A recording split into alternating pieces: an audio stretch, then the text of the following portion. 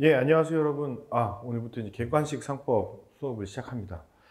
자, 문제는 이제 기출문제 위주로 되어 있는데, 우리가 이제 기출문제를 접할 때 좀, 안일하게 생각할 수 있는 부분이 있어요. 첫 번째 뭐냐면, 나왔던 것이 이렇게 지속적으로 반복되게 나올 것이냐인데, 상법은 분명히 그렇습니다. 분명히 기출문제를 저희가 이제 진도 순서대로 풀다 보니까 중복되는 문제들이 있는데, 이걸 보면서 우리가 느낄 수 있는 것은 중요한 논점이 지속적이고 좀 반복적으로 출제되는구나 라는 것을 확인할 수가 있어요. 그러니까 이거를 문제가 이제 다소 좀 겹치는 부분이 있지만 이걸 계속 풀어서 우리가 좀 머릿속에 잘 남겨야 하는 부분이 있고, 그리고 중요한 지문이 계속 출제되거든요. 그 점에서 중요한 논점들을 위주로 공부에 이제 강약을 둘 수 있는 부분을 우리가 구별할 수가 있습니다. 그러니까 기출문제를 푸는 거는 굉장히 중요합니다. 그래서 문제는 기출문제 위주로 이제 구성이 되어 있고, 그리고 또 선택형 논점에서 굉장히 중요하다고 하는 거는 언제든지 사례형에도 출제될 수 있는 부분이기 때문에 그 점도 염두하고 문제를 보시면 좋을 것 같아요. 그렇죠? 그러니까 꼭 예습은 안 하더라도 복습은 꼭 하셔야 됩니다. 아시겠죠? 예. 자, 1번 문제부터 시간이 많이 없어요. 그래서 풀어보고 꼭 체크해야 될 내용들을 확인을 해보겠습니다. 자, 1번 문제 보시면 자연인 갑인 식당을 개업하기 위해서 을로부터 상가 건물을 임차한다. 여기서 우리가 이런 표현이 나오면 조심해야 돼요. 개업하기 위하여라는 표현이 나오면 요거는 개업을 준비하는 행위죠. 그리고 우리 이때부터 상법에 적용된다는 걸 알고 있어요. 그렇죠? 자, 을로부터 상가 건물을 임차하여. 그건 잘은 모르지만 을은 상가 건물을 가지고 있는 것으로 봐서는 이미 상행위를 하고 있는지도 모르겠다.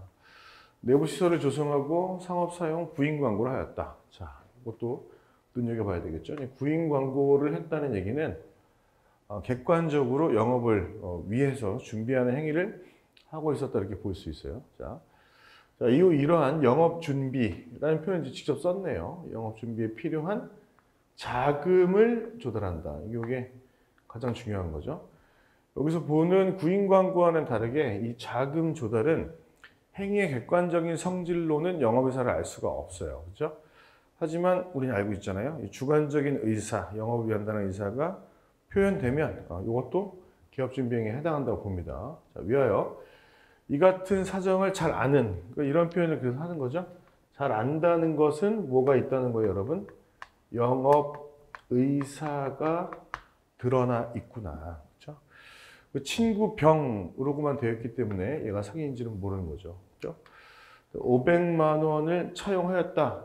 이 자금 조달 행위가 영업을 위해서 하는 개업 준비에 해당하느냐, 나아가서 상법을 적용받느냐, 이걸 판단해 봐야 되겠죠. 그 갑은 식당을 개업하였다. 이에 관한 설명 중 옳은 것을 모두 고르세요. 자, 옳은 것을 고르는 것이고요. 요거 3회 문제입니다. 8회, 그렇죠? 8회. 3회래. 자, 8회 문제입니다. 굉장히 좀 좋은 문제고 내용 괜찮아요. 같이 한번 보도록 하겠습니다. 자, 기억. 갑이 상가 건물을 임차하는 시점에 갑을 상인으로 볼 수 있다.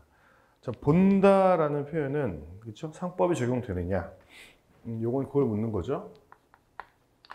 상법의 적용 시점. 상가 건물을 임차한다는 것 자체가 행위의 객관적인 성질 자체가 뭐가 있다는 거예요, 여러분? 그렇죠. 영업의사가 있는 것으로 볼 수가 있고 있다. 맞는 표현이 되겠죠. 니은 갑이 식당 영업을 위해 상가 건물을 임차하는 것을 을이 알면서 임대한 경우 영업으로 임대 행위를 하지 않았어도 을은 상인이 된다. 상가 건물을 임차한다고 되어 있으니까 이렇게 보일 수도 있지만 문제는 뭡니까? 영업으로 임대 행위를 하지 않았어도, 자, 을은 이제 빌려주는 사람이에요. 빌려주는 사람인데 이 빌려주는 사람에게 상행위가 되려면 영업으로 해야 되는 거죠. 영업으로. 그러니까 아닌 거고. 자, 디귿. 영업으로 하지 않았으니까 아닌 거예요. 이건 된다 그러면 틀린 거죠. 이 부분이. 자, 디귿 병이 갑에 대해서 가지는 500만 원의 대여금 채권은 민사 채권으로서 알면서 빌려준 거잖아요. 그러면은 얘한테 상행위가 되는 거거든요. 상행위가 되는, 물론 이제 보조적 상행이죠. 보조적 상행이고 계약을 준비하는 행위에 해당하는데, 물론 얘한테는 안 되죠. 근데 얘한테는 되고 얘한테는 안 되면 이건 일방적이잖아요. 일방적 상행이고 이건 상사 채권이란 말이에요. 소멸시효 기간은 5년이겠죠. 디귿이 틀렸고. 자, 그다음 리을. 갑이 잡은 금액 900만 원으로서, 900만 원이라고 한다면 소상인을 얘기하는 거죠. 음식 영업을 하는 경우 상법상 상호에 관한 규정이 적용되지 않는다라고 되어 있잖아요. 그렇죠? 자본금 1,000만 원 미만인 소상인에 해당하기 때문에 이 규정이 적용이 안 되는 거죠. 그렇죠? 니은 틀렸고, 그렇죠? 그다음 디귿 틀렸고, 두 개 틀린 거죠 지금? 네, 헷갈렸네요. 자, 니은 디귿 두 개가 틀렸고, 이거 맞는 거고요. 그러니까 그 다음에 미음 보시면 갑이 고객의 휴대물에 대해 책임이 없음 말린 경우, 요거는 공중적객업 관련된 지문이 들어간 거네요. 알린 경우, 좋은 내용을 묻는 거네요. 식당에서 갑이 임치받지 않은 고객의 저가 스마트폰, 임치받지 않아도 입증 책임이 전환되지 않는 것뿐이지 적격업자의 책임은 있습니다. 그리고 요거는 일방적으로 고지한 거기 때문에 고객을 구속하는 효력은 없어요. 저가라고 굳이 말한 이유는 이제 고가는 고가물 특례가 적용되기 때문에 그런 거죠. 스마트폰이 갑의 사용인의 과실, 공중적객업자의 사용인의 과실로 인하여 훼손되었을 때는 손해배상 책임이 있죠. 이런 걸 알린 경우에도 책임이 있습니다. 그렇죠? 맞는 표현이에요. 이 지문도 굉장히 중요합니다. 자, 여러분 설명해 보시면은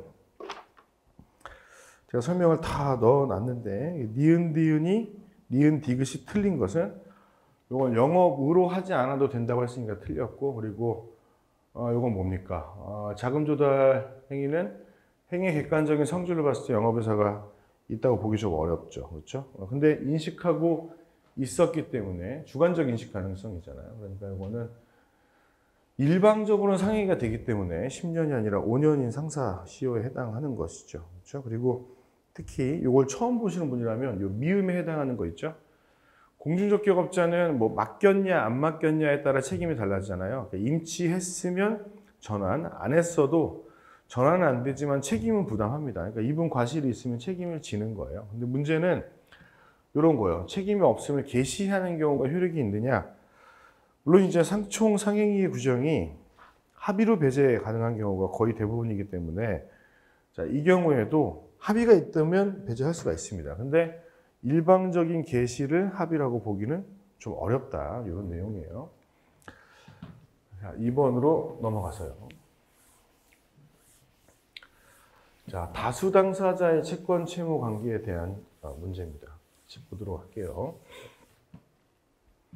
자, 1번 볼게요. 갑과 을이 갑에게만 상행위가 되는 행위로 인하여 공동으로 채무를 부담한다. 자, 일단 얘한테만 상행위가 된대요. 그렇죠? 그러니까 수인이 부담하는데 하나의 행위로 채무를 부담하게 된 때는 연대하여 변제할 책임을 부담한다. 그렇죠? 채무자 중 1인입니다. 맞는 지문이고요. 2번에 설명해 보시면은 이 표현을 조심하시면 돼요. 설명해 보시면은 1번 설명의 세 번째 줄입니다. 수인이 그 1인 또는 전원에게 상해가 되는. 수인이 그 1인 또는 전원에게 상해가 되는. 요거는 채무자 관점에서 판단한다는 것을 기억을 하셔야 돼요. 그렇죠? 자, 그다음 2번 보겠습니다. 하나의 상행위로 갑과 을 모두에게 상행위로 인한 채무가 되지는 않지만 채권자인 병에게는 상행위로 인한 채권이 되는 경우, 갑과 을이 공동으로 지는 채무는 특이하게 없는 한 균등한 비율로 분할 채무를 부담한다. 자, 우리가 아까 2번 설명할 때 제가 설명을 드렸는데 이번에 2번을 봐주세요. 이번에 2번. 자, 보시면 첫 번째 줄에 채무자에게 상해가 되지 않고 채권자에게만 상해가 되는 경우라면, 그러니까 이 규정은 채무자를 기준으로 되어 있어요. 채권자에게 상해가 되는지는 불문입니다. 불문. 요거는 상법 특칙이 적용 안 되니까 분할 채무를 부담하는 게 맞죠. 자, 그다음 3번 보겠습니다. 전문 보증기관인 주식회사 갑이 일단 상인이고 회사니까 상인이고요. 그리고 영업으로 보증을 한 경우 얘한테 상해가 된 거죠. 그러면 맞는 거고요. 보증을 한 경우 주채무가 상해로 인한 것이 아닌 경우에도 회사 갑은 자, 주채무자와 연대하여 변제할 책임이 있다. 이게 1항이고 이게 2항인데 2항과 관련해서는 보증이 상행위로 인한 것 또는 그리고 주채무가 상행위로 인한 것 둘 중에 하나만 성립이 돼도 요거는 연대 보증이 되는 거죠. 근데 이 2항 보증채무와 관련해서는 방향성이 없어요. 방금 전에 봤던 이게 수인이 채무 부담하는 요 1항의 파트에서는 누구에게 상해가 된다는 얘기가 있거든요. 근데 여기서는 그런 내용이 없다는 거. 그렇기 때문에 이런 표현도 맞는 거죠. 그죠? 그다음 4번.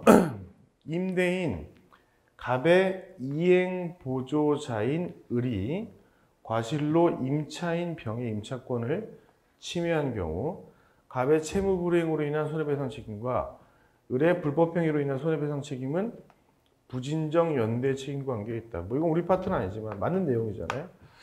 자, 설명 4번을 보시면 채무 불이행과 불법행위 책임은 동일한 사실에 기인한 것이기 때문에 부진정 연대 채무 관계에 있다는 것이 맞고 민법 얘기입니다만 밑에 있는 94년 판결을 참고해 주시길 바랍니다.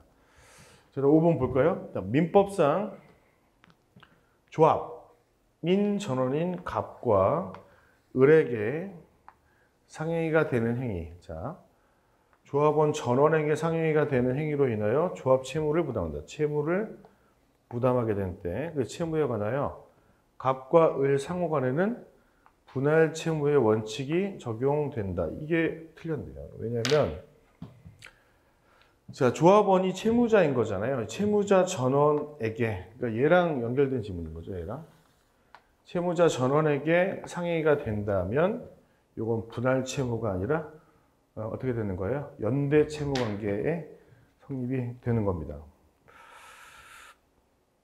자, 다음 문제로 넘어가 봅시다. 자, 또 이제 채권 채무 관계에 대한 문제. 여기 잘 나오는 거죠, 그러니까 상해가 누구에게 발생하느냐, 이것도 잘 나오고, 그래서 나오는 결론을 잘 물어보기도 합니다. 자, 문제는 옳은 거 고르는 거고요. 자, 1번 볼까요? 민법상 채무자가 수인인 경우 특별한 의사표시가 없으면, 그렇죠. 채무자가 여러 명인 경우, 채무자가 수인인 경우 특별한 의사표시가 없으면 균등한 비율로 의무를 부담하고 맞는 거죠. 그렇죠? 여기까지. 그 상법상 수인이 1인 또는 전원에게 상해가 되는 행위로 인해 채무를 부담하게 된 때에는 연대하여 변제할 책임이 있다. 방금 전에 봤으니까 이제 우리가 알 수가 있는데 예, 맞는 표현이고요. 그렇죠? 하긴 이거 뒤에 거 설명 안 해도 되겠죠? 이거는 맞는 표현입니다. 그다음 2번 상법상 상행위의 대리인이 본인을 위한 것임을 표시하지 아니하여. 자, 다른 논점이 나왔네요. 상행위의 대리인 본인을 위한 것임을 표시하지 아니하여 비현명한 거죠. 상대방이 이를 알지 못한 경우에도 본인에 대하여 효력이 있고, 그렇죠.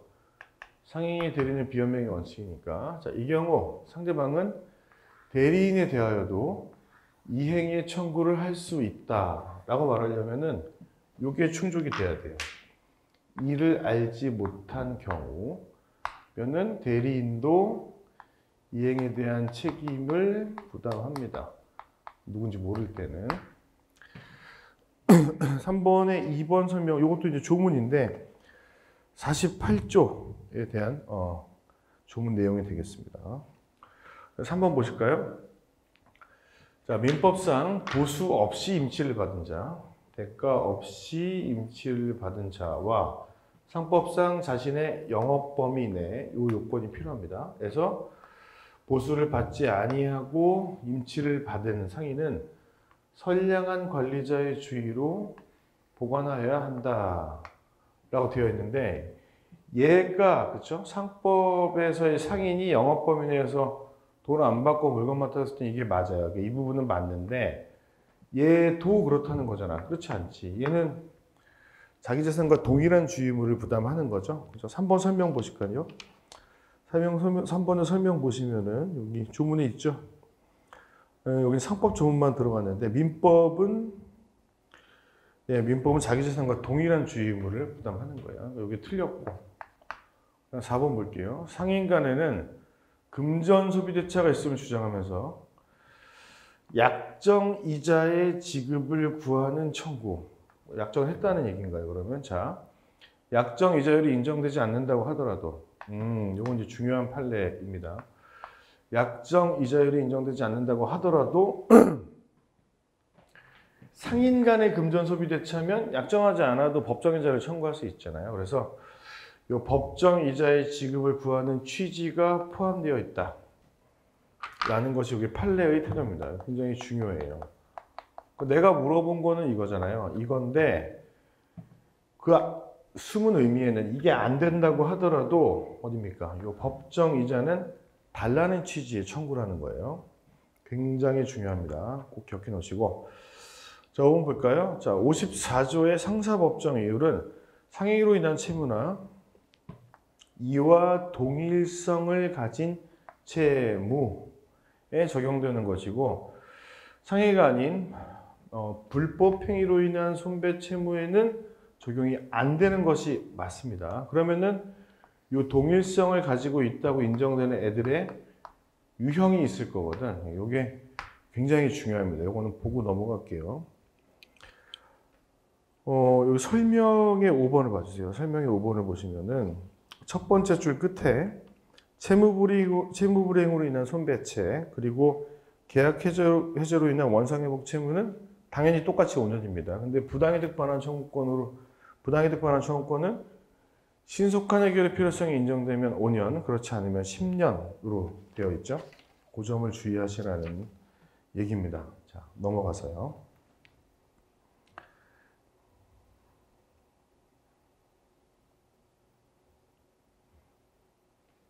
(4번) 문제 보겠습니다. 얘네 셋을 비교하는 문제는 모의 시험에서 굉장히 많이 나왔죠.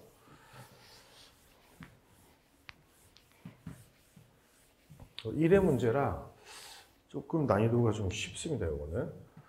자, 옳지 않은 것 고르는 것이고 쟤네 셋 비교하는 것이고. 자, 대리상은 일정한 상인의 영업만을 보조한다. 자, 일정한 상인, 이게 중요한 단어죠. 영업을 보조한다는 점에서 중개인과 구별. 자, 이분은 일정한이 아니라 불특정 다수죠.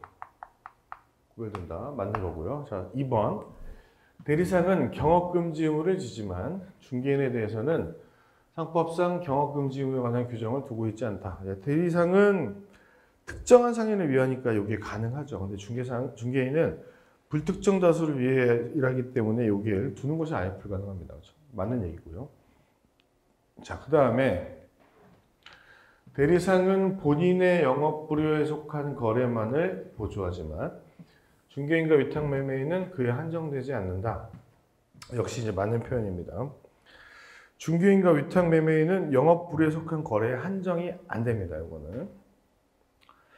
4번. 대리상의 본인은 반드시 상인이어야 되지만, 맞아요. 이 대리상 자체도 상인이지만 얘한테 권한을 수여하는 분도 반드시 상인이어야 됩니다. 근데 위탁 매매인의 위탁자는 상인일 필요는 없죠. 근데 얘가 이제 상인인 경우 매수 위탁을 했을 때 특별한 규정이 적용되기는 합니다. 이거는 뭐 뒤에서 보도록 하고, 이것도 맞는 거죠.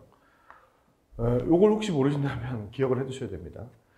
대리상, 그 대리를 받아서 업무를 처리하는 사람도 상인, 얘한테 영업행위를 대리시키는 사람도 상인이에요. 자, 5번 대리상 중개 및 위탁 매매는 모두 특별상사 유치권을 행사할 수 있다는 틀렸죠. 그러니까 지금 이 문장이 맞으려면 얘가 빠져야 돼요. 그러니까 얘랑 얘의 뭡니까? 이 특별상사 유치권은 내용이 같아요. 내용을 본다면 개별적 결연성 필요 없고, 다만 요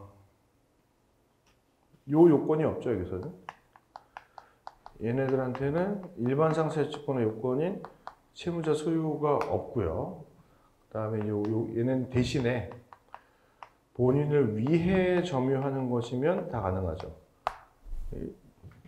얘가 얘 유치권을 준용하고 있기 때문에 내용이 같은 거예요. 그래서 이 일반 상사 유치권보다 대리상과 위탁 매매인의 유치권이 훨씬 성립 범위가 넓습니다.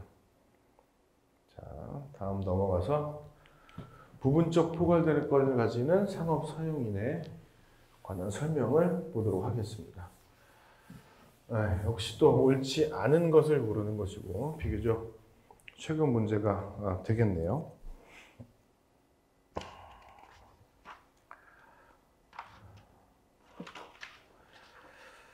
자, 1번 질문 보겠습니다.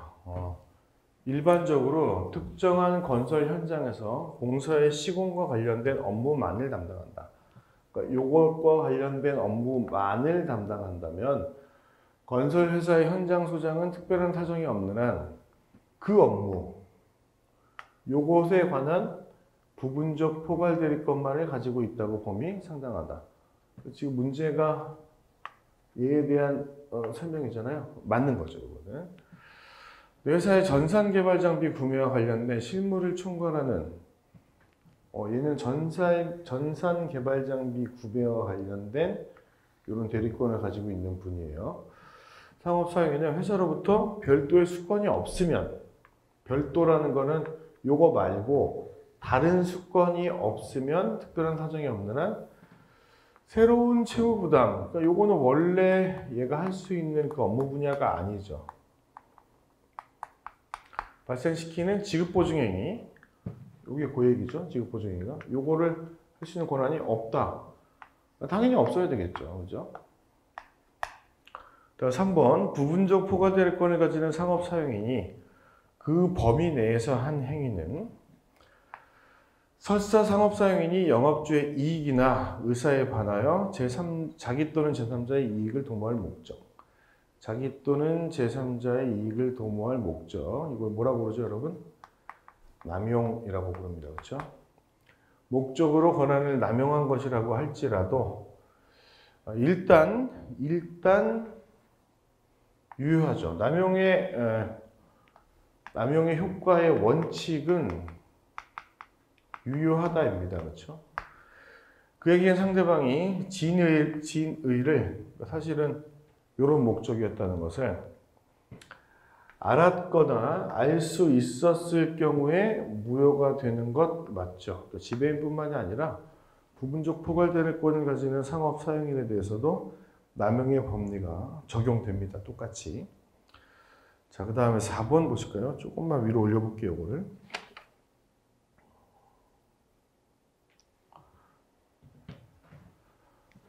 자, 회사의 부분적 포괄대리권을 가지는 상업 사용인인 판매 부장이, 이분은 이제 여기에 대해서 권한이 있는 거죠. 판매 부장이 허락 없이 제3자의 계산으로 영업부에 속한 거래. 허락을 받으면 할 수 있죠. 영업부에 속한 거래면은 요거는 경업입니다. 경업. 거래를 하여 이득을 이분이 얻은 경우 회사는 그 판매 부장에 대해서 이득의 양도를 청구하였더라도 판매 부장에게 손해의 배상을 청구할 수 있다. 그러니까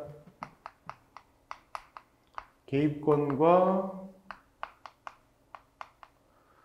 손배 청구가 동시에 이루어질 수 있냐는 건데, 그렇습니다. 그리고 뭐 이런 얘기, 손해배상 청구를 따로 할 수 없다 이런 얘기 나오면 거의 틀려요.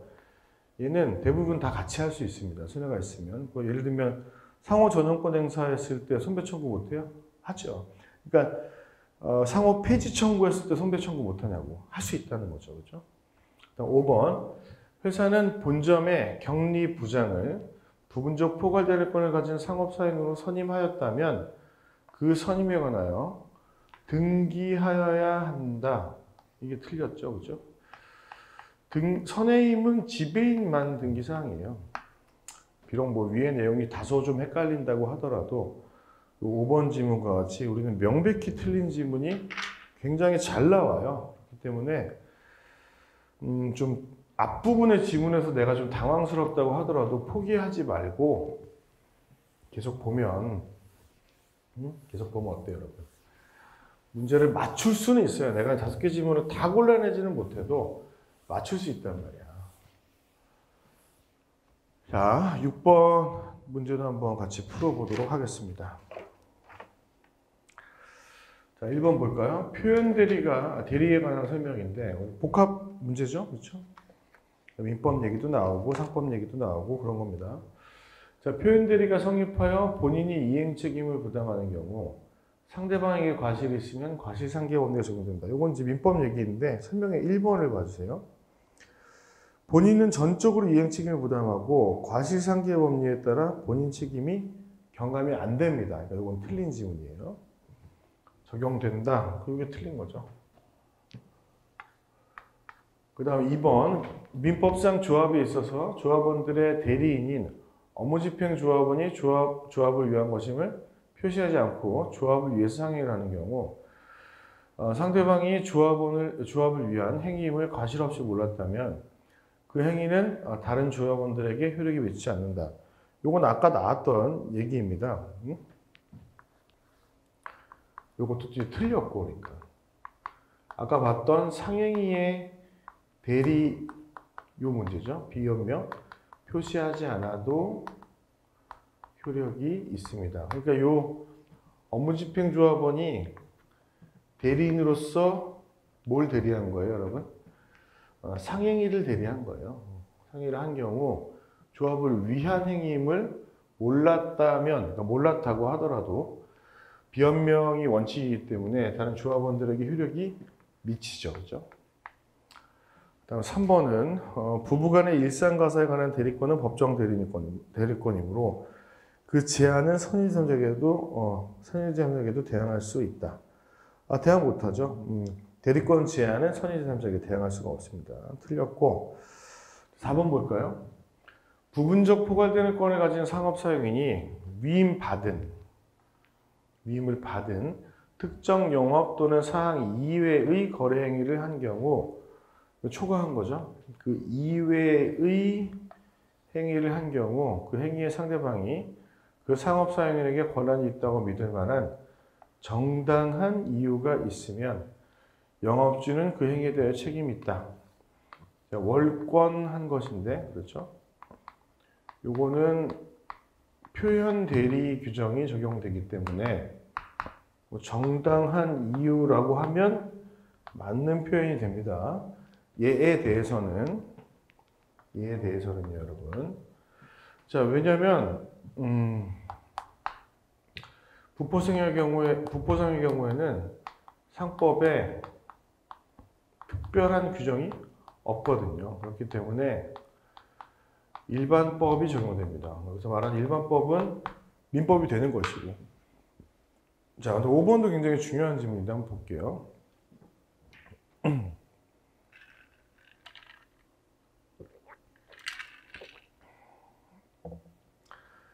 자, 주주의 대리인이 의결권 행사, 이건 이제 세사법 파트 문제죠.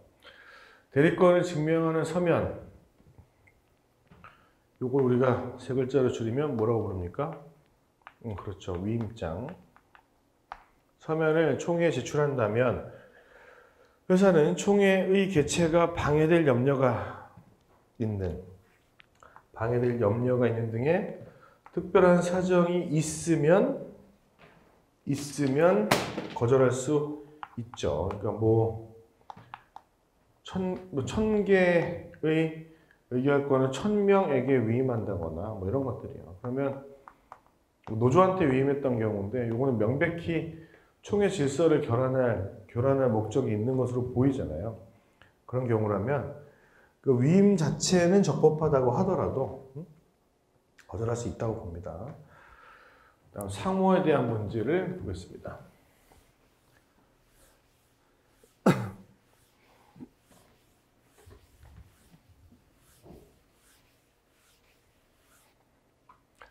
자, 1번 옳지 않은 것을 고르는 것이네요. 자, 민법상 조합은 상호의 회사임을 표시하는 문자를 사용하지 못한다. 네, 그렇죠. 여기 상호에 회사임을 표시하는 문자는 얘네만 할 수 있습니다. 회사만. 맞는 표현이 되겠고요. 그 다음에 2번 주식회사가 각기 독립된 수개의 영업을 하는 경우, 수개의 영업을 하는 경우 영업별로 다른 상호를 사용할 수 있다. 자, 틀린 이유는 이 주식회사이기 때문에 그렇습니다. 만약에 여기 개인 기업으로 바뀌었다면 가능한 일이 됩니다. 그러니까 수개의 영업을 하는 경우 수개의 상호를 쓸 수 있는 것은 개인인 상인 뿐이에요.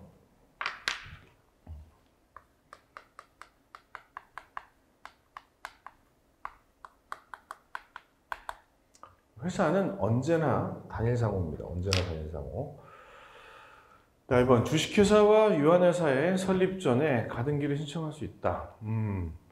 요 설립에 대한 가등기는 얘랑 그리고 하나 더 있죠? 얘도 가능하다는 걸 기억해 주세요. 유한 책임회사도 맞는 지문인 거죠. 그죠? 이게 틀렸고 2번이. 4번 부정한 목적으로 타인의 영업으로 오인될 수 있는 상호를 사용하자가 있는 경우. 자, 일단 끊어볼게요. 중요한 단어는 부정 목적, 요거 이미 중요하고, 그리고 타인의 영업으로 오인될 수 있는 상호, 오인 가능한 상호를 사용하는 경우, 그런 상호 사용으로 인하여 손해를 받을 염려, 요 세 가지가 입증이 돼야 되는 거죠. 자는 그 상호의 폐지를 청구할 수 있으며, 전용권 내용 중에 하나인 거죠. 이는 손해배상 청구에 영향을 미치지 않는다. 대부분은 얘는 동시에 수반한단 말이죠. 그러니까 맞는 거예요, 이거는. 또 5번, 양도인의 상호를 계속 사용하는 영업양수인. 자, 상호를 계속 사용하는 양수인. 영업양도를 받은 후 지체 없이 양도인의 채무에 대한 책임이 없음을 등기한 경우 1번, 그리고 통지한 경우 2번은 이제 통지한 경우죠. 면책될 수 있습니다. 양수인은 영업으로 인한 제3자의 채권에 대하여 책임이 없다. 이거 맞는 지문이죠. 그죠? 이 양수인이 면책될 때 지금 나와 있는 것처럼 등기하거나 그건 양수인이 혼자 하는 거고요. 그리고 통지하는 경우에도 면책된다고 말씀을 드렸는데 이때는 양도인과 양수인이 같이 통지를 해야 돼요. 요 과라는 표현이 중요한 거죠. 이게 만약에 또는 이렇게 나오면 이건 틀리는 겁니다, 여러분.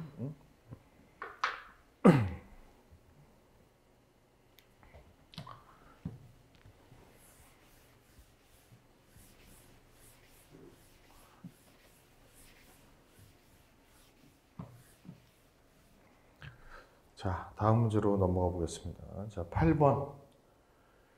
자, 상호에 대한 또 문제입니다.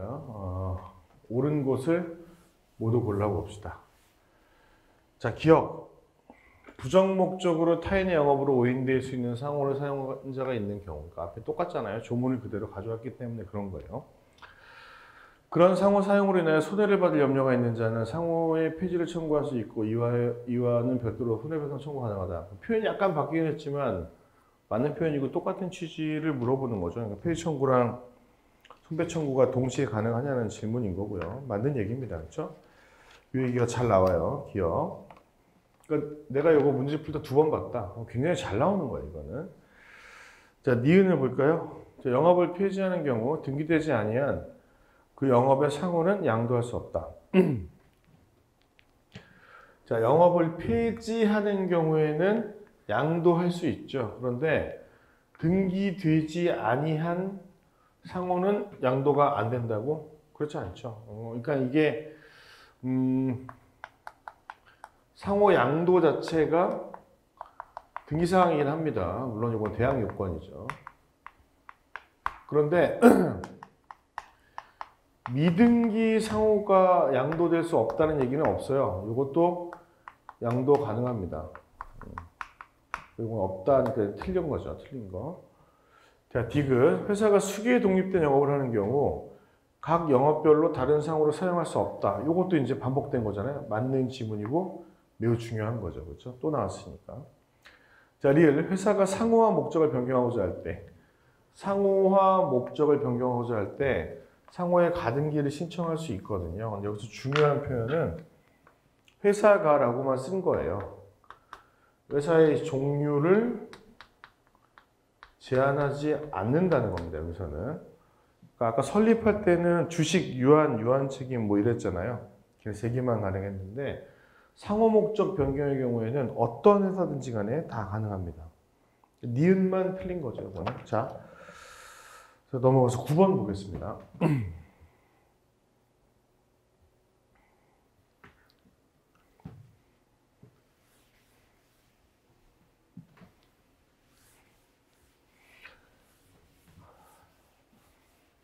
자, 3회 문제네요. 상법 24조가 정한 명의대여자 책임에 관한 설명 좀 옳지 않은 것은? 뭐 수업할 때도 몇 번 강조했지만 이거는 굉장히 중요한 논점이에요. 명의대여자 그리고 틀린 거 찾는 겁니다. 자, 1번 명의 차용자와 거래한 상대방이 명의대여 사실을 알았거나 알지 못한 데 대해서 중대한 과실이죠. 여기 중과실. 중대한 과실이 있을 때에는 명의대여자가 책임을 지지 않는 바 맞죠? 이때 선이죠. 선의. 상대방의 선의를 얘기하고 있는 겁니다. 지금. 이때 거래 상대방이 명의대여 사실을 알았거나 알지 못한데 그러니까 선의고 중과실이 있었는지 여부는 이것도 잘 나오는 것 같아요. 면책을 주장하는 대여자가 부담하는 게 맞습니다. 이거는. 그렇죠? 그 다음에 2번 영업을 임대함으로써 자신의 상호를 관리해야 할 의무가 있는 자는 영업의 임차인이 자신의 상호를 그 영업에 사용하고 있는 것을 알면서 묵인한 경우, 그렇죠? 알면서 묵인한 경우에도 책임을 지는데 그 중요한 거는 묵인했지만 책임을 진다라고 말하려면 요거는 뭐죠? 요거 명의대여자의 귀책사유와 관련된 것인데 귀책사유에 저 알면서 묵인했다고 하는 묵시적 승인이 포함되느냐의 문제고 포함됩니다만 그러기 위해서는 조건이 필요한데 그 조건을 내가 뭐라고 설명했냐면 부가적인 사정이라고 말씀드렸어요. 그러니까 단순히 알면서 방치했다 이것만으로는 책임을 안 지고 부가적 사정이 필요합니다. 그러니까 요거를 충족을 해야 이런 경우에도 책임을 지는 거야. 그러니까 이 얘기는 명의대여자 책임에서만 나온다고 말씀드렸거든요. 그 부가적 사정이 바로 이거예요. 영업을 임대했다거나 또는 뭐 수익을 분배한다거나 하는 등의 어떤 관리상의 책임이 있는 경우를 말하는 겁니다. 이거는. 그래서 한번 볼게요. 명의대여가 위법한 경우에 책임을 물을 수 없다. 이거 책임을 질 수 있는 거고 위법한 경우에도 책임을 물을 수 있습니다. 이거 생각하셔야죠. 농약, 취급, 면허 빌려줘도 책임을 집니다. 이거 빌려주는 거 위법하거든요. 그럼에도 불구하고 책임을 진다는 거. 자, 그 다음 4번 명의대여자가 상인이 아닌 경우에도 누가 상인이어야 되느냐 이런 문제 잘 나오는데 대여자는 상인일 필요가 없어요. 관계없죠. 이거는. 대여자의 책임을 인정할 수 있다. 물론이죠. 요거는 인천시 사례를 기억하시면 됩니다. 인천 시립병원 사건 있잖아. 그죠? 자, 그 다음 5번. 명의 차용자의 거래 상대방에 대한 명의 대여자 차용자의 책임은 부진정 연대 관계에 있다. 그렇지, 이거는. 이걸 어려운 문제라고 좀 보기는 어렵죠. 그죠? 3번과 관련된 논점을 우리가 모른다? 그렇게 말할 수가 없을 것 같아요. 그죠? 자, 다음 문제로 넘어가 보겠습니다. 이거 문제 엄청 긴데, 여러 가지 사실관계를 이제 조합을 해놔서 그래요. 정리를 하면서 같이 한번 읽어볼게요. 명의 대여자 관련된 문제입니다. 꼭 그 논점만 있는 건 아니지만 주로 그런 거죠. 자, 일단 갑과 을이 동업계약을 체결하고 갑과 을 조합관계죠. 근데 여기서도 대여관계가 생길 수 있어요. 공동의 명의로 사업자 등록을 했다. 공동의 명의로 사업자 등록을 한 뒤 11년 4월 8일 일단 얘네가 공동명의를 쓰고 있다는 게 문제가 됩니다. 나중에 이제 을이 나가더라도 책임을 져야 되는 거거든요. 병서희 호텔, 그러니까 반도 호텔, 얘가 가지고 있는 반도 호텔, 내부 일부 시설을 3년간 임차, 시설을 빌렸다. 그리고 반도 나이트클럽이라는 상호로 영업을 했다. 반도 호텔이고 공동 명의로 얘네가 한 게 반도 나이트. 자, 위 반도 나이트클럽은 병의 명의로 영업 허가가 난 것이고, 자, 요것도 허가는 얘 명의로 난 거예요. 여러 가지 섞여 있어요. 그리고 병은 갑과 을에게 영업허가 명의를 이용할 것을 허락하였다. 요거는 명백한 대여죠, 그러면. 요거는 명백한 대여잖아요. 이용할 것을 허락하였다. 자, 그 후 을은 갑과의 동업계약을 해지했다. 자, 요 표현이 나오면 요거랑 연결 지어서 얘가 중간에 나가는 거잖아요. 나갔다고 하더라도 요걸 썼다는 것 때문에 명의 대여 관계가 성립한다는 것을 기억하셔야 돼요. 이해하셨죠? 그 다음 12년 12월 15일 공동사업자 탈퇴 신고를 하여, 뭐 그렇다선 치더라도 탈퇴 신고를 하더라도 대여관계가 인정될 수가 있습니다.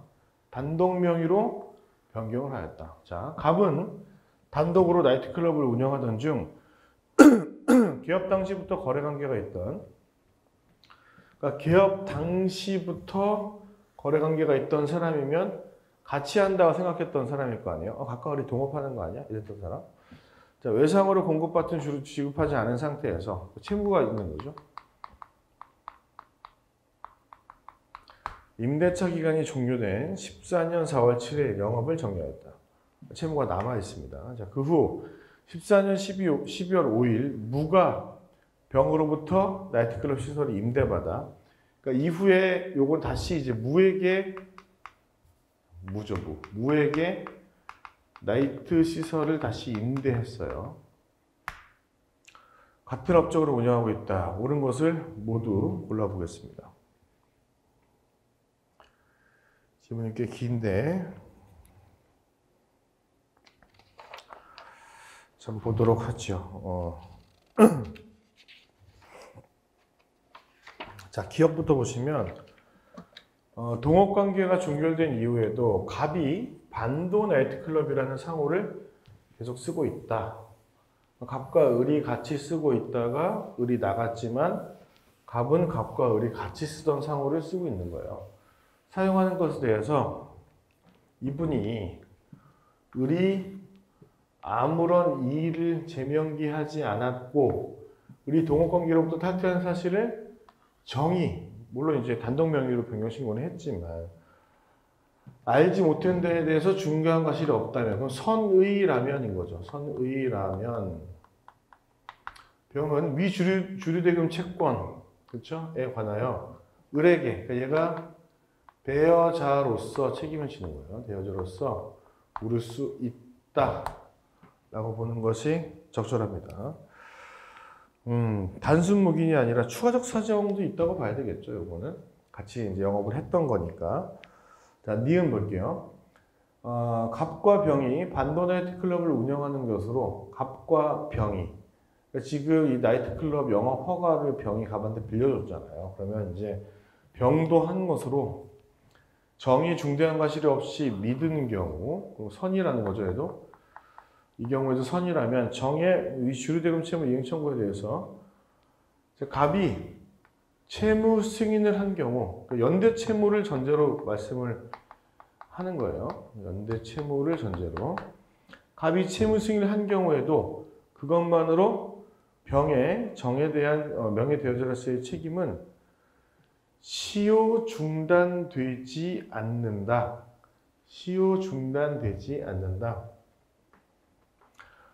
그렇죠. 그러니까 이게 부진정 연대 채무이기 때문에 일방의 시효 이익 포기나 채무 승인이 타방에게 영향이 없잖아요. 그렇죠? 그렇기 때문에 그걸 전제로 여쭤보는 거고요. 네.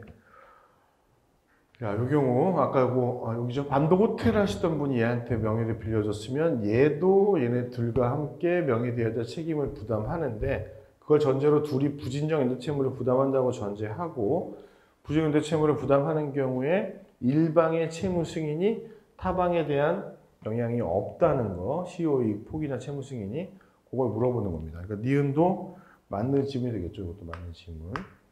자, 디귿 무는 정의 위 주류지금 채권에 대하여 영업 양수인으로서 변제할 책임을 진다. 그러니까 이게 지문이 긴지 좀 싱거운 이유는 이런 것 때문인데 무는 뭘 했던 사람이냐면 양수인이 아니에요. 그렇죠? 양수인이 아닙니다. 이 사람은 시설을 임대한 사람이거든요. 임대. 그리고 영업 양수를 했다고 좀 보기 어려워요. 그렇죠? 이 상호소경 책임은 영업 양도에서 발생하는 것이고 양도라고 하려면 우리가 얘기하는 영업 양도에 해당하는 개념, 동일성을 유지한 채 객관적 의미의 영업이 기능적 재산의 일체로서 양도된 경우여야 되는데 그렇게 보기 좀 어렵다는 거죠. 영업을 이전한다고 보기 어려워요. 나이트클럽 시설을 임대하는 것이기 때문에. 자, 그 다음 이제 리을을 보시면 같은 취지의 문제인데 갑이 반도 나이트클럽 인근에서 종전 영업과 동일한 내용으로 나이트클럽을 개업하여 운영하고 있는 경우라면 무는 갑을 상대로 경업금지 의무 위반을 이유로 영업금지를 구하거나 손배를 청구할 수 있는 권리를 갖는다. 라고 말하는 전제는 뭐냐면 영업 양도인이어야 되거든. 갑이. 그렇게 보기 어렵다고 했잖아요. 그렇죠? 그렇게 보기 어렵다. 영업 양도가 아니기 때문에 이런 판례는 좀 있습니다. 이거 어떤 판례냐면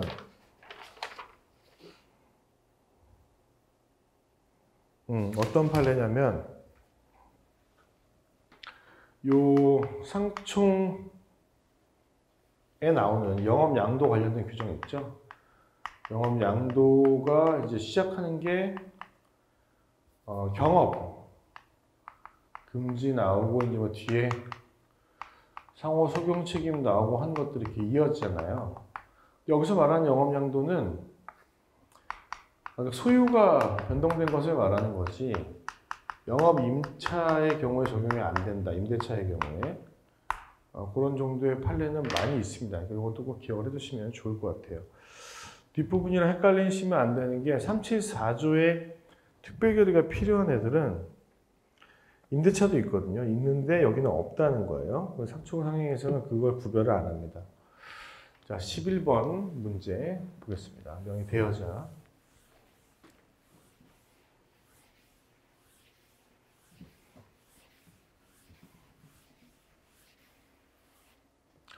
자, 명의대여자의 책임에 관하여 옳은 것을 모두 골라라. 헷갈리면 안 되니까요. 옳은 것을 모두 골라라. 자, 기억. 명의대여자와 상인이 아니거나 이것도 나왔었잖아요. 그렇죠? 그 중요하다는 겁니다. 명의사용자의 영업이 상행위가 아니더라도 명의대여자의 책임이 성립할 수 있다. 이건 맞는 질문인데, 자, 이 가운데 부분이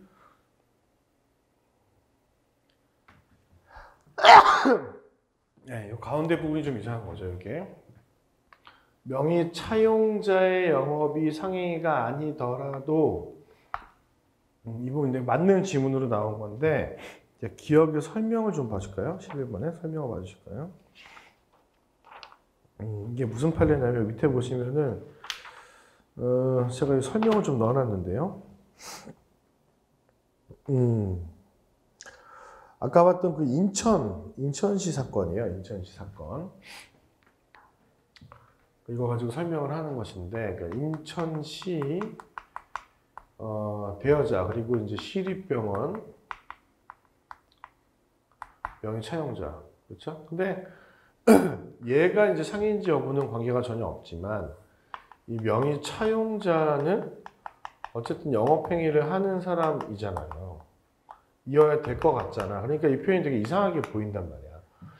차용자의 영업이 상행위가 아니더라도 이게 무슨 표현이지? 틀린 거 아니야?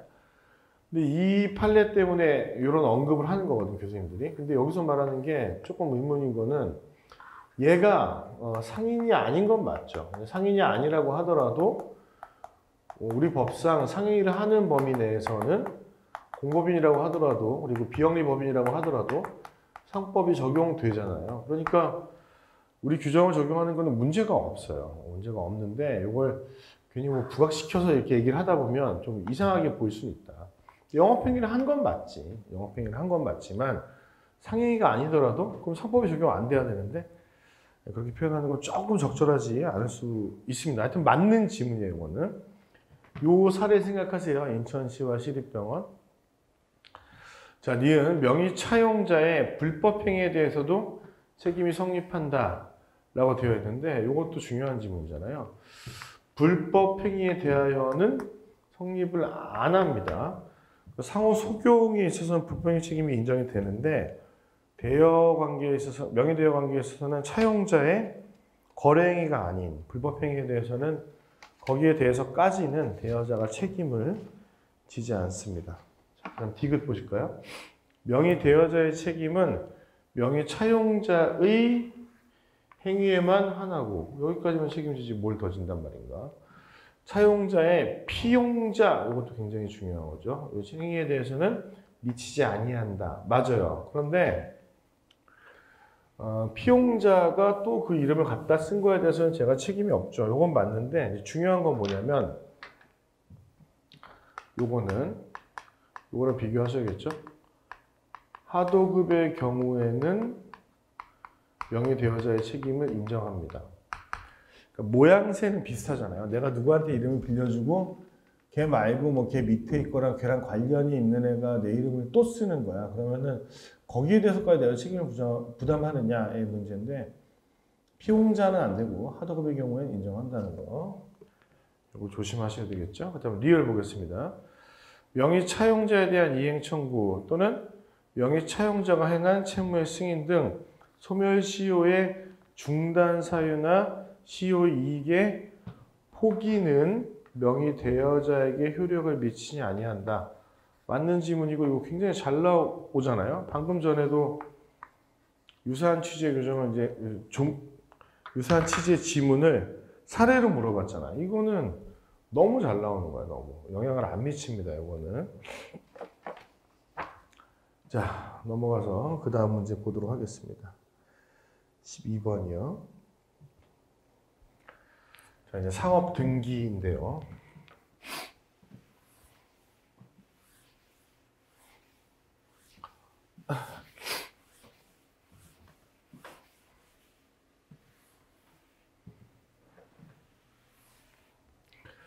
자, 기업 법인등기부에 이사 또는 감사로 등재되어 있는 경우, 그러니까 회사 등기부 등본에 이런 거 있죠? 임원으로 되어 있는 경우에는 특단의 사정이 없는 한 정당한 절차, 뭐 주총, 그래서 선임 절차가 필요하잖아요.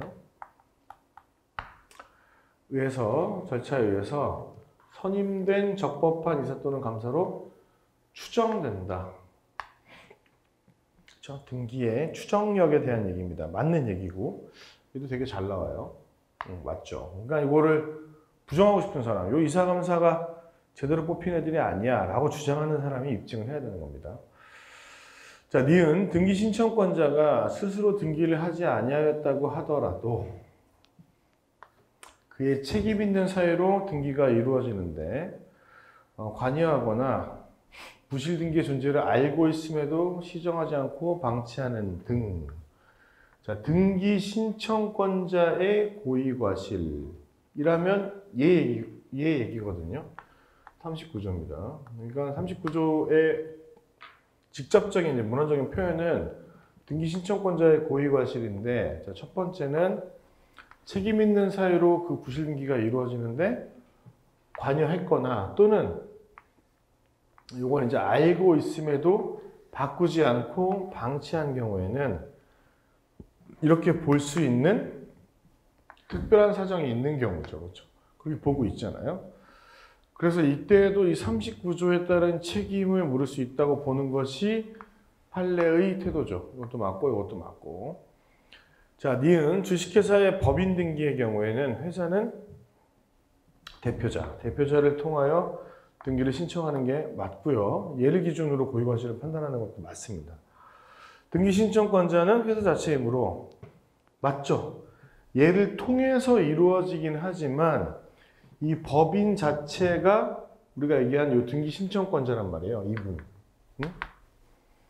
취소되는 총회결의. 자, 취소되는 총회결의면은 여기에 있는 거 아닙니까? 소급표. 총회결의에 의해서 이사로 선임된 대표이사.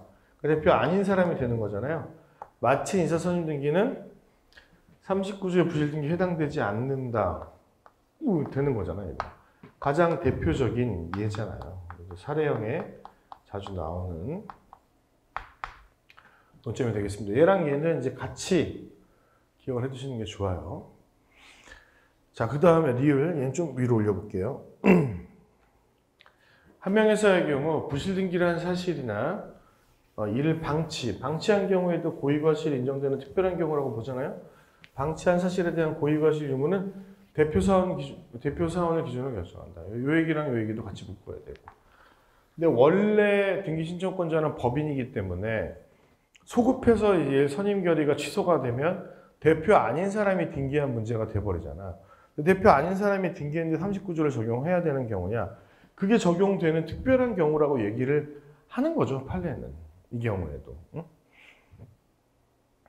그때 이제 논거로 얘기하는 게 직접 등기 신청권자인 법인이 하지 않았지만, 응? 이런 얘기죠. 법인이 하지 않았지만 그 법인에게 책임을 물을 수 있는 사유라는 거죠. 이것도. 자, 13번. 자, A와 B가 발행주식 총수의 각 50%를 보유하고 있는 비상장에서 갑회사는 B, D를 이사로 C를 대표. 그렇죠? 선임한 등기를 마쳤다. 자, 그런데 A는 주주총회 이사에 의해서 관련 서류를 허위로 작성한 후 50%밖에 없는데 이에 터잡아 C 대신 E를 이사 및 이사로 뽑아야 대표를 뽑을 테니까 대표이사로 B 대신 F를 새로운 이사로 선임하는 등기를 마쳤다. E와 F는 기존의 이사인 B, C, D를 배제한테 총회 소집을 결의한 후 요거 이사회가 하는 거잖아요. 이사회가 결의한 후 B에 대한 통지 없이 50%를 가진 주주예요. 총회를 개최하여 기존 이사들을 전부 해임하고 새로운 이사들을 선임하였다. 새로 선임된 이사들 구성된 이사회에서 G는 갑회사의 대표이사로 선임되어 등기를 마쳤고 이 과정에서 C는 이러한 사실을 모두 알고도 이게 이제 중요한 단서가 되는 거죠. 이런 과정에서 C는 이러한 사실을 모두 알고도, 그러니까 C가 대표님이란 말이에요, 원래. 그러니까 이 후행 절차가 적법하지 않은 것으로 보이죠. 그러면 얘가 여전히 대표이사의 지위를 가질 거란 말이에요. 그러면은 알고도 아무런 조치를 취하지 않았다는 것을 이거 39조가 말하는 이 등기 신청권자의 고의거실로 볼 수 있는 특별한 사정이 되는 거지. 대표에서 선임 등기된 이후 G는 대출금을 갚기 위해 H에게 사옥을 처분하였다. 그러면 절차로 따졌을 때 대표권 없는 자의 행위죠. 그럼 이제 회사에 대해서 이게 무효가 되겠지만 39조를 주장해서 거래 상대방인 H가 이 부동산 양도행위 유효를 주장할 수 있느냐, 뭐 이런 논의로 이어지겠죠. 이러한 경우 회사의 부실 등기에 관한 설명 중 옳지 않은 것은 다툼이 있으면 판례에 의한다. 이런 질문이 나오면 사실관계도 좀 복잡하고 하더라도 제가 뭐라 그랬죠, 여러분? 지문 자체가 싱거운 경우가 많다. 그리고 워낙 이것도 뭐 다지가 아니잖아, 이거. 틀린 거였나요? 맞는 거였나요? 옳지 않은 거 고르는 거잖아요. 자, 1번 볼까요? 자, H가 선이 무과실인 경우, 회사는 사실과 상이한 사항이 등기되었다는 이유로 H에 대하여 G의 사옥 처분행위의 무효를 주장할 수 없다. 자, 부실 등기에 해당하기 때문에 선의의 제3자에게 사실과 등기의 상위를 주장할 수 없죠. 근데 선이 무과실, H가 이제 선이 무과실이기 때문에 회사는 H가 거래한 자가 대표이사가 아니었으므로 거래가 회사에 대하여 효력이 없다는 것을 주장하기가 어렵죠. 그렇죠? 상대방이 이제 선의인 경우에 주장할 수가 없으니까요. 아예 과실이 없대요.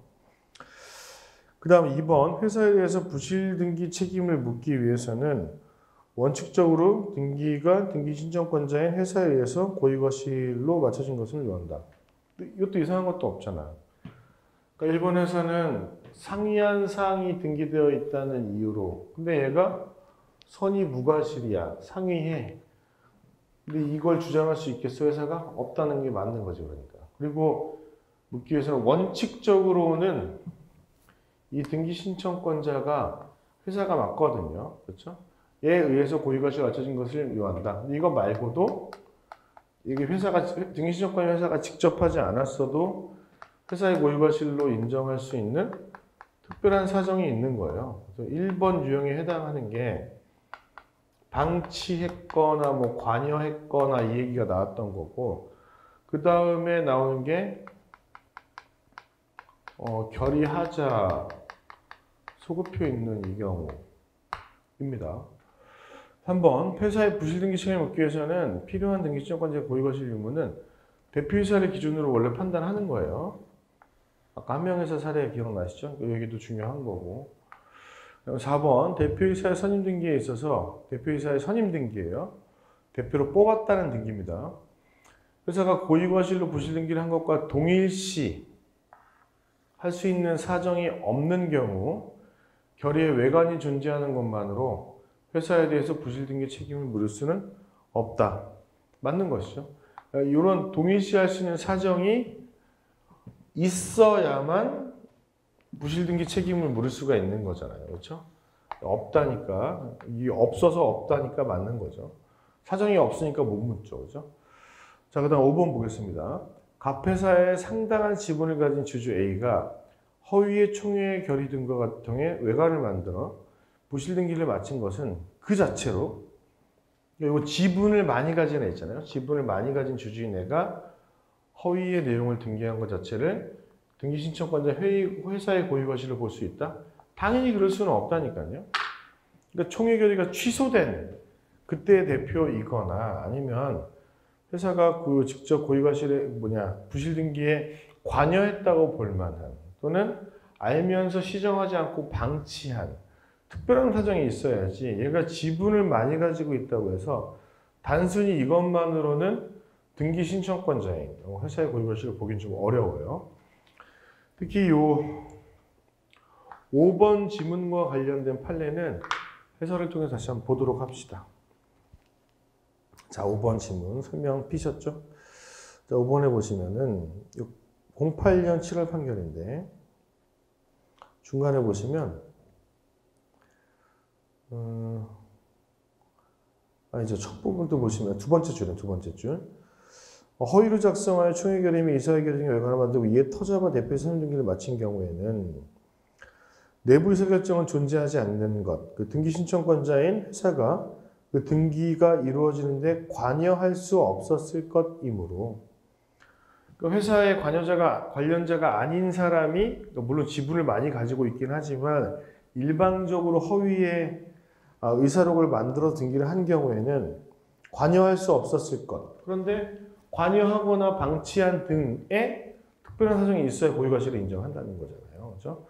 없었기 때문에 협조 묵인하는 등의 방법으로 관여했다거나 알고 있지만 시정하지 않고 방치하는 등의 고유과실 사정이 따로 있어야 돼요. 그 자체만으로는 이것만으로는 고유과실이 인정되기 어렵다는 거죠. 그렇죠?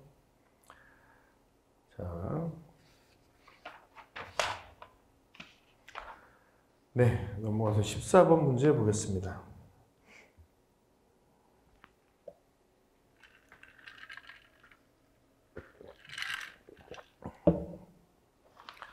자, 영업 양도에 관한 문제를 한번 풀어볼게요.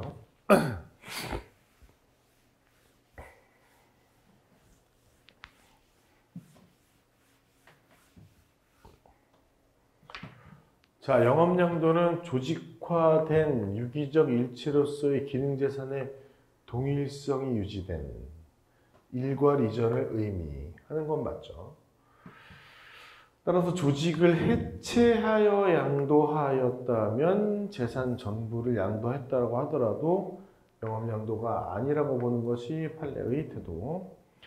양수인이 양도인의 상호를 속용하는 영업양도의 경우 양도인의 영업으로 인한 제3자의 채권에 대하여 양도인과 양수인은 연대 채무 관계에서 변제 책임을 부담하는 거 맞죠. 영업 양도 후에 2년이 경과하면 양수인의 변제 책임은 소멸한다. 이 부분이 틀렸습니다. 양도인의 책임이 소멸하는 거죠. 영업이 양수인에게서 넘어갔기 때문에 지금 영업을 운영하는 주체인 양수인을 기준으로 법률관계를 재편하는 거예요. 자, 그다음 디귿 보시죠. 양수인이 양도인의 상호를 적용하는 영업양도의 경우 양수인이 양도인의 영업으로 인한 제3자의 채무를 변제할 책임을 면하려면 두 가지 있다고 그랬죠.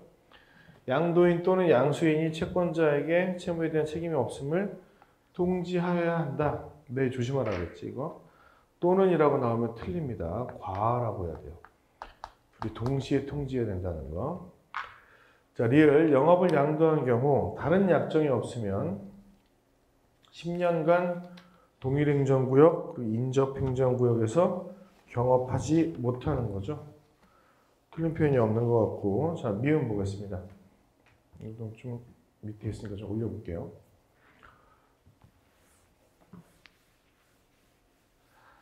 자, 영업이 포괄적으로 양도되면 반대 특약이 없는 한 양도인과 종업원 사이의 근로계약 관계는 포괄적으로 승계된다. 이것도 맞죠. 반대 특약이 없다면 포괄적으로 승계되는 것이 맞습니다. 이것도 요게 이제 주된 내용이에요. 요 관련된 판례들을 보면 근로자는 근로관계 승계를 거부할 수 없으며 이게 틀린 거지. 이걸 거부할 수 없다는 게 틀린 거잖아. 이분들 보여주려고 하는 건데 이걸 못하도록 한다고 무조건 가야 돼? 그런 건 없는 거죠. 그다음 15번 문제 까지만 풀겠습니다. 오늘은 제가 오늘은 일정상 첫 번째 오늘 개강일인데 수업을 좀 짧게 진행하려고 합니다. 이후에 이제 수업 시간 조정해서 정해진 일정에 다 끝내도록 하겠습니다. 옳지 않은 것을 고르는 것이고요. 자, 1번. 영업을 양도한 경우 약정이 없으면 10년간 동일행정구역 그리고 인접행정구역에서 동종영업, 경험 못한다는 것이고요. 자, 2번 주식회사가 영업의 중요한 일부를 양도했다. 중요한 일부를 양도한 경우 특별 결의가 없었다는 이유를 들어 스스로 그 무효 약정의 무효를 주장하는 경우 주주 전원이 그와 같은 약정에 동의한 것으로 볼 수 있다면 이 무효 주장은 신성실의 원칙에 반할 수 있다. 자, 라고 되어 있는데 이건 이제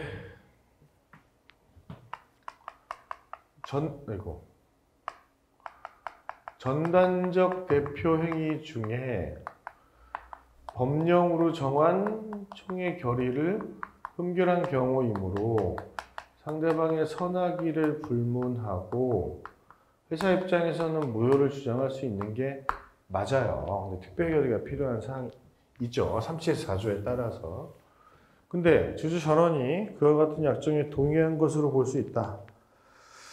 자, 이거는 신성실의 원칙에 반하는 것이고 무효를 주장할 수가 없는 것입니다. 그렇죠?